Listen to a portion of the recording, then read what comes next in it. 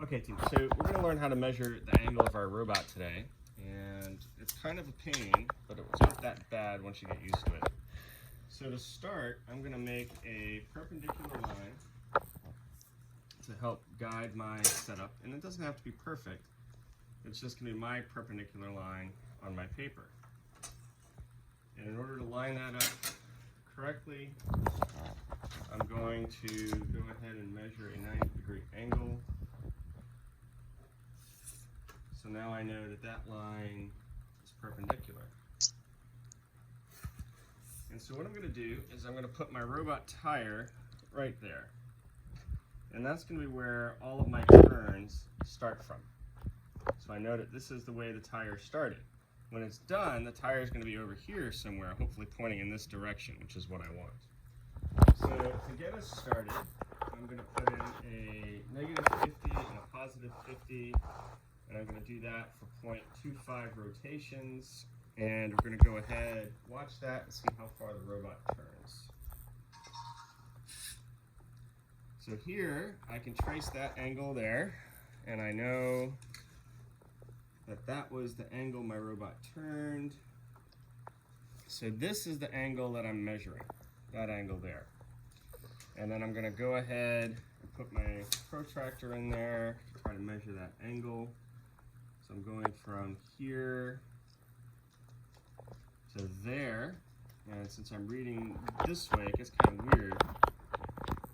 So if this is 90, 80, 70, 60, 50, 40, 90 to 40, that would have been 50 degrees in there. And if that hurts your head, you can go ahead and just put this over this way, measure the angle, and you'll see that it lines up to be 50 degrees, roughly. 50 degrees. So first thing I'm going to do then is I'm going to go over to my spreadsheet. I'll make a new spreadsheet, and I'm going to do rotations and the angle. And this was, how many rotations did I do? 0.25. And it went 50 degrees, roughly.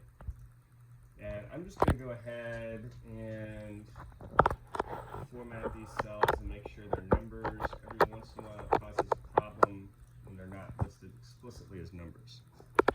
So now if it's proportional, and if I put in a rotation of say 0.5, I expect to get roughly double, because I'm doubling the numbers of rotations, I should get double the angle if it's proportional.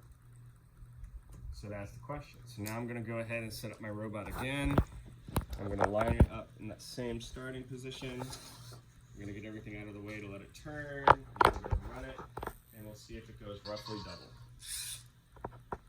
So here's the new angle.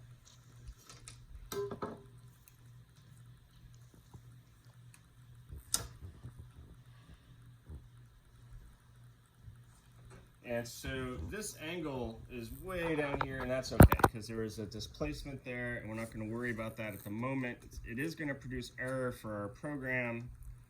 So to make this easy, I know I'm going to measure this whole angle. I'll just start from down here, and that looks like it is 115 degrees. So now I'm going to go into my spreadsheet. That was 115 degrees, so that wasn't exactly what I expected. But I can go ahead and graph this data.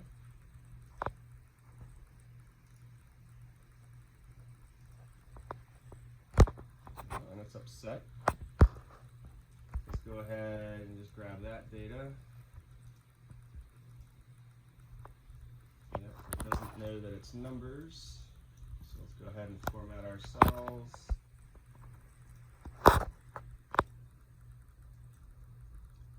Now we should be able to graph it. There we go. And if we wanted to, we can look at this and say, okay, if these are our degrees, 90 degrees looks like it's going to be somewhere around 0.4 rotations. And that's just reading off our graph. So let's give it a shot. Come over here, put in 0.4 rotations. Set it back up at the beginning, and we'll run it. is pretty much, we'll just mark our line there. That is pretty perfect. That is going to be hard to beat. If we go ahead and measure that angle, that is very nearly 90 degrees. It's 90 degrees at 0.4 rotations. So that will be what we use as our input to try to get our robot to turn in that direction. And we'll go up here to our spreadsheet, do 0.4, 90 degrees. And when we update it, we can see that's pretty much exactly on our line. And I can add a trend line to this. I'm going to make it linear. And we have a very good fit, which we'd expect, because the more it turns, the better it should be. And then I'm going to extend my trend line out a few steps in either direction, just to have, well, that's too much. Let's do 2. 2 in either direction, and we can get a better sense of, gosh, even 1, because there are fractions as inputs. That should do. That gives us a good sense for how our robot behaves when it's turning.